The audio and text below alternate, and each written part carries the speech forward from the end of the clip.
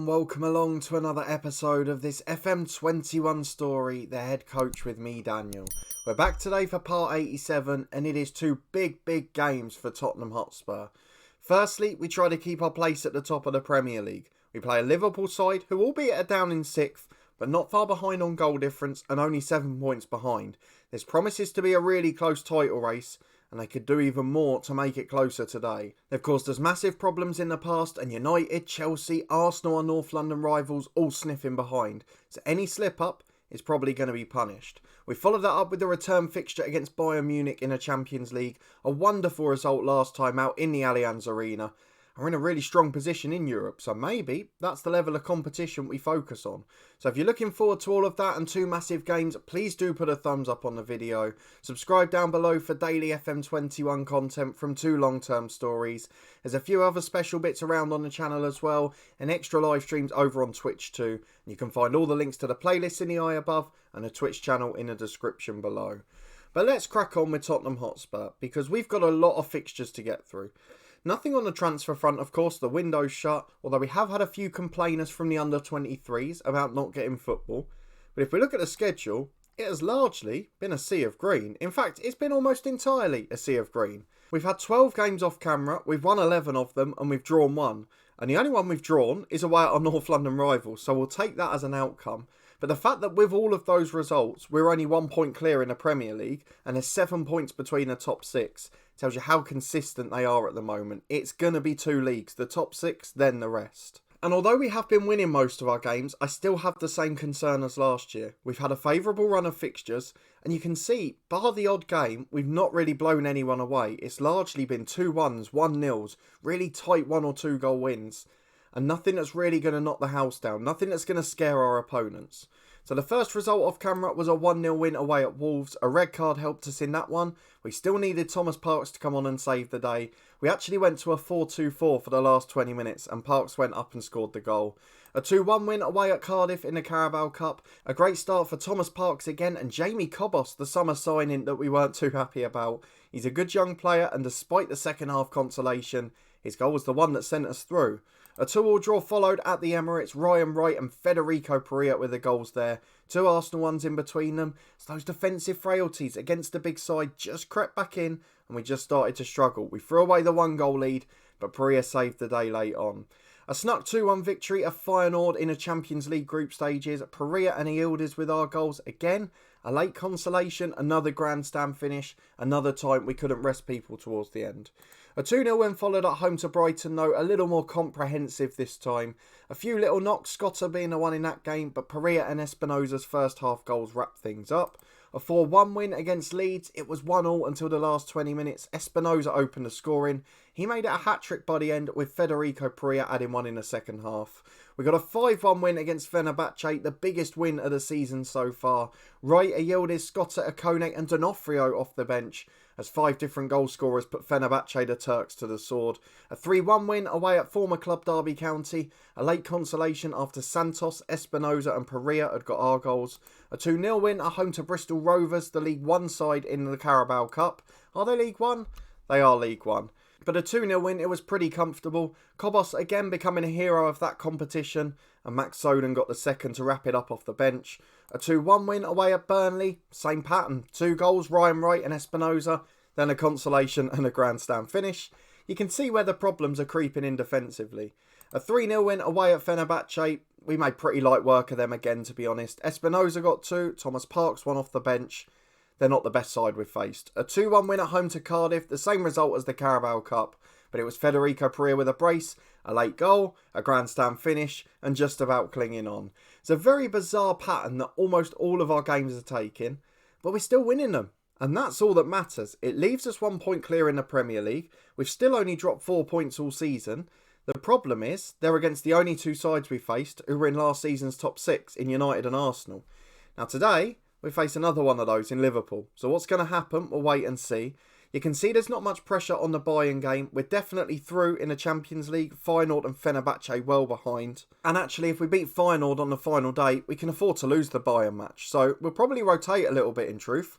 It worked in Germany though, didn't it? So we're not going to get too downhearted. We got a massive League Cup quarter-final against Chelsea. That's something I'm a little bit concerned about because we've bottled it in big games before in those competitions. So the next episode might even be a Chelsea double-header, or it'll be Chelsea and our former club Southampton, because those games and that spell throughout December is going to be really telling for our season. But before that, let's go and get into our first of today's two games. Everything off the pitch looks fantastic, but it's Tottenham v Liverpool. We're playing a side that have dismantled us before. We're playing one of the big sides, and after the international break, looks like we've got some injury and fatigue problems. So let's go and pick our 11. We'll be back in a moment to run through it. So we've decided for today that anyone in peak condition will play, regardless of match load, regardless of injury proneness. We're just going to play them. Midweek, we'll rest the lot. What we have got though is Santos and Anache, who aren't quite fit. So both of those will sit out for this one. And that means the 11's as follows. We've got Loic Willems in goal. Monaco joins Southern at centre-half with Smith and Sailmaker the full-back. Smith's come back from his broken leg. It's not really, touch wood, looked like he's been away. He's been in good form, probably better than he was before. And his injury risk generally is still very low. So it's not like it's caused him a problem moving forward. He's back in the England team. He's doing well there as well. So a confidence boost for him. We've got the first choice midfield trio of Reina, Wright and Scotter. Ekone's covering on the right for the injured Santos. And then Espinosa on the left with Pereira up front. Not scored quite as fluently this season, but popped up with a few big goals still. And we've got a super sub in Thomas Parks if needed. He is improving. And he's still a wonder kid. So let's go and get into it. Game changers if we need them. But it's Tottenham v Liverpool. And for us, this is about being respectable. So a very good Liverpool team. All of the names we've seen over the years. Haaland's on the bench, which is weird. Must be knackered after the internationals. But Rice is still there. Santa Maria, who we had on loan last year, is now in Liverpool's first 11. But Bastone, Mepham, Alisson still in goal. Sancho's there. Curtis Jones skipper. It's just the one former foe that we're coming up against. Or the one former ally, I should say. Who's now a foe on the Liverpool right wing. Let's go and get into the first half of the Tottenham Hotspur Stadium. Can we get a positive result out of this one? Can we avoid being humiliated? If we can keep ourselves unbeaten after this one, we really will start to believe. And with 5 minutes gone, we've got a throw on the right hand side. Sailmaker's playing a 1-2 with Scotter. A fast start would be nice as it's into Espinosa. His header is from miles out, loops over the keeper, and then rattles the crossbar and bounces down.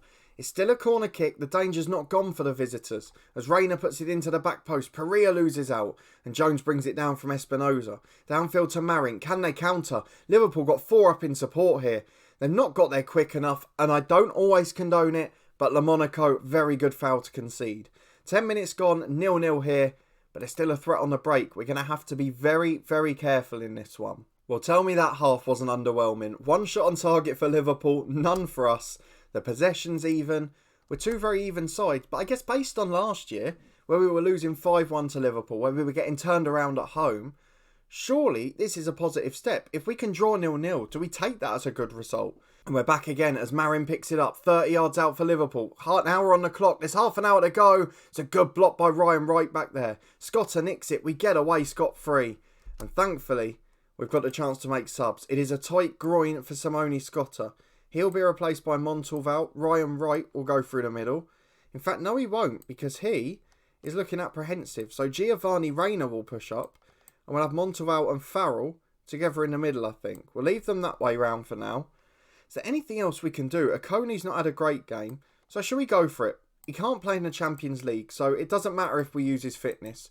Jamie Cobos will come on as a right winger on support. And let's see if the young Spanish wonder kid can produce a moment of magic. It's been a wonderful display so far to restrict Liverpool to so few chances. We've not looked like scoring ourselves. We need that little bit of special gold dust. And we've got a throw on the right with Sailmakers. Just over 10 to go. Reina misses out there. It's cleared as far as Farrell. He gives it to Montalval. Of course, in the last episode, Farrell was the unlikely hero. Will we have another one today? Montalval goes all the way back to Willems. Chips it in to Lee Farrell, the man we were just talking about. Out to Cobos. Can he be the super sub? He's got it into Reina. It's a wonderful ball. And Reina's hit the post. Cobos unlocked the defence. He produced that moment, to be fair to him. But Reina couldn't take advantage as we throw him from the left. Smith gives it to Reina. Here's Lee Farrell through to Espinosa. Beats the sliding challenge. Has the chance to cross. It's into the front post. Pereira tries to do the little back flick. It hits the keeper. It's sort of stuck between his legs. And Pereira dives in and just slides it over the line. But what a moment from this side. It's been a brilliant performance. And again, Lee Farrell, that lovely through ball to Espinosa. and that's where the goal came from. I wouldn't say we've deserved to win this. It's been a very even match. But with 4 minutes of stoppage time and 1 minute of the 90 to go, we're currently leading by 1-0 as Rayner's trying to break through and make it safe. Rice brings him down, but we play the advantage. Pereira and Montalval with a 1-2, and Cobos gets in eventually, but it's a very good save from Alisson. We're going to drop to balance. We're just going to time waste a bit now. I know we haven't done this for a while, but it's a great result if we can pull it off. So let's just try and make sure we get it. A 1-0 win would put us in charge of the title race. And let me tell you now, I've been doing the head coach on here since FM18. If we win back-to-back titles with this Tottenham team, it's probably my best achievement at the top end of the game. And it looks like at full time, although early on in the season, we've got a tiny step closer. We've beaten one of the big boys, we've stayed unbeaten against them. And now we host Bayern Munich, already through in the Champions League, with things looking absolutely exceptional for us. A brilliant start to the episode. We'll be back in a minute to see a few of the other young stars. Here we go then, we're back for Bayern, and we knew that Simone Scotta picked up a knock at the weekend. He's not quite fit for this one. Nothing to worry about too much though. I guess what I am going to say is that we'll probably rotate the whole 11 here. I'm just looking at the fitness, and those that would normally start, bar maybe Espinoza where we've got a strong backup anyway, everyone has got a heavy match load. So let's go and get rid of all of those. We'll go and pick a very rotated side, and we'll get to see some of the youngsters that we've not seen in action so far. Some of those squad players who were knocking on the door last year, who played a lot of games, who we've not shown much game time to this season. Let's try and get them into the 11 today, and we'll be back in a moment to run through the lineup. Well, if you consider the fact that we've rested a whole 11, we have got a pretty remarkable bench. The likes of Morato are there, Esposito, Max Soden, none of them in the backup 11. Cobos obviously not registered for the Champions League due to the squad registration rules. But this is the 11 we have gone for. We've kept Loic Willems in goal. He's the only one who plays that started at the weekend and who would normally be in the first team. Because I think, if I remember rightly, Akone and LaMonaco played due to other injuries. Both of those players that they were replacing are back involved now though. We've got Justin and Iriarty at fullback, Siunchu and Monaco at centre-half. Montalval and Farrell in the middle. They of course finished the Liverpool game together there.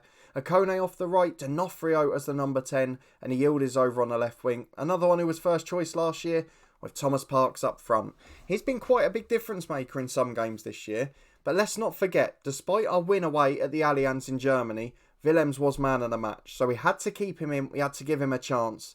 But today, potentially, if we get a point, we win the group with a game to spare. Let's go and see if we can do it, but either way, as long as we beat Feyenoord, this result is irrelevant. So we get to see some of these young stars in action. It is the 8 changes we assume from the weekend. It's a strong Bayern Munich team, very similar to the squad that started the last game. But we'll fancy our chances. If we can counter, if we can use our quality, if we can use our youth and exuberance, perhaps we'll be okay. We've still got that little bit of experience in defence. Siunchu, Justin, hundreds of Premier League games between them, both over 30.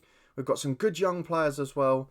And I'm hoping that we'll be able to get a result out of this. If we can get a draw, it'd be a fantastic result. Wrap up the group, we can rest everyone against Feyenoord, and hopefully wrap people in cotton wool. But early on, it's Bayern Munich on the counter, and they'd like to stop us doing that. They want that last game to be meaningful, keep themselves in with the hunt of top spot. As Siunchu plays out from the back, just comes over halfway, almost playing as a right winger here. He's skinned 3 of them. He's in his mid-30s. I think he's forgotten who he is for a minute. Gives it to Montalval, and now Farrell. He's 30 yards out to Yildiz. He goes for the shot. It's just over the bar. Lee Farrell, of course, was the hero against Bayern last time. A brilliant solo goal to nick the win.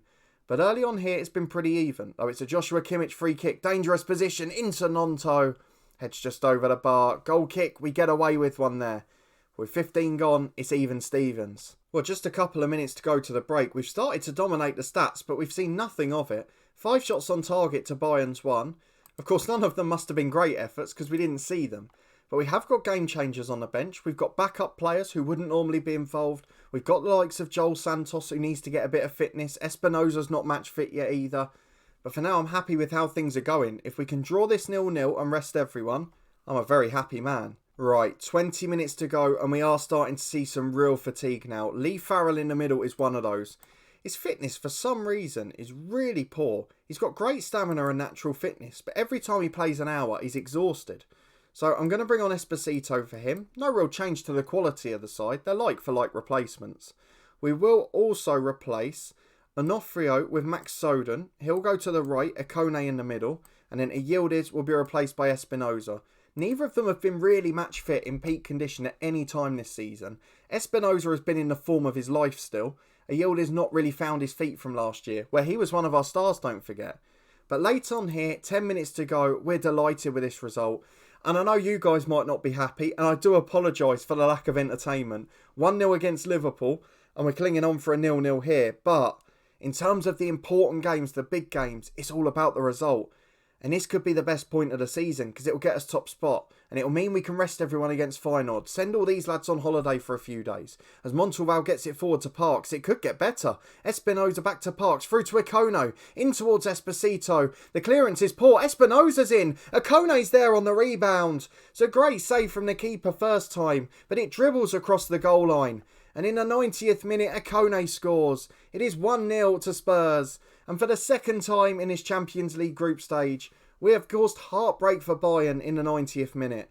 So let's go and get to the instructions. And for the second time today, I'm afraid, we are clinging on for a 1-0. Because what a result it would be. We're not going to prevent short distribution. We're going to let the boys play out from the back and we'll just defend our half. Stoppage time to go. And we could cling on for a famous double against Bayern. Well, the 3 minutes are almost up. It is thoroughly deserved on the balance of play. The expected goal's almost 3. How we've only seen 2 attacking highlights, I'm not quite sure. But a wonderful win. It just shows how much stronger the squad is. We knew Akone was a good signing. We did question the money for a 31-year-old. Don't think anyone's doing that now, so we'll take that back to the director of football again. The defensive improvements mean our backup team's stronger. Siunchu was first choice last year. Le Monaco started the season as partly first choice. James Justin, he was first choice right back. And Iriarte would have started ahead of him. So we really have got a much stronger squad. Willem's again absolutely brilliant at the back. And so many of those young players improving, contributing. Even the likes of Parks, Montalval didn't score goals, but had a really good solid game in there. A fabulous performance, 5 wins out of 5. And we're going to win the Champions League group stage. Fantastic signs for us. Can we go all the way? That's the next question I'm going to start asking. The good thing with winning the Champions League group games is you get the same for winning a game here than you do for appearing in the entirety of the Europa League group stages. 2.46 million for the win, a fantastic outcome for us. And let's go and have a look at the schedule for when we're next going to be back, because I've got a feeling we're going to be focusing on the League Cup, as we hinted at earlier. Here we are then. The last game against Feyenoord in the Champions League, now nothing riding on it. We've actually got a tricky spell of 4 league games coming up now. Brentford and West Brom are the 2 sides lower down the league who beat us last year. West Brom nearly cost us the title. That was at the Tottenham Hotspur Stadium in the 3rd game from the end. And the last game we lost before that was away at Brentford. We tried to rest a few in that game. I'm not sure we'll do the same this time because we should have a full complement back. City and Chelsea, we know all about their threats. And then we'll be back for the second of those Chelsea games. At home to them in the League Cup quarter-final. Followed by a visit on Boxing Day from our former club Southampton. It's sure to be a difficult test or two. Can we stay top in the title race? Can we get through in other competitions?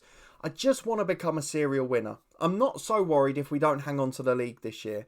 But we've got to win a League Cup, an FA Cup, a Champions League, a Europa League, whatever it is. We have to win a trophy each season to show that we're there to compete at the top.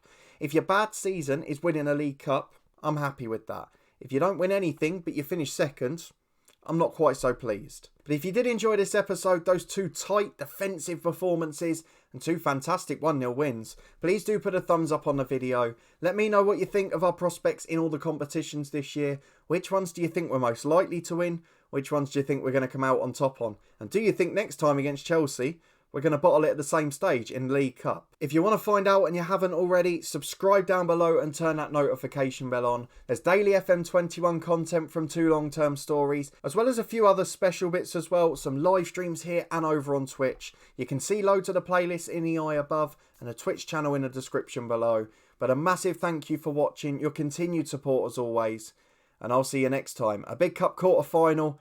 And this time, can we avoid heartbreak? I'll see you there to find out.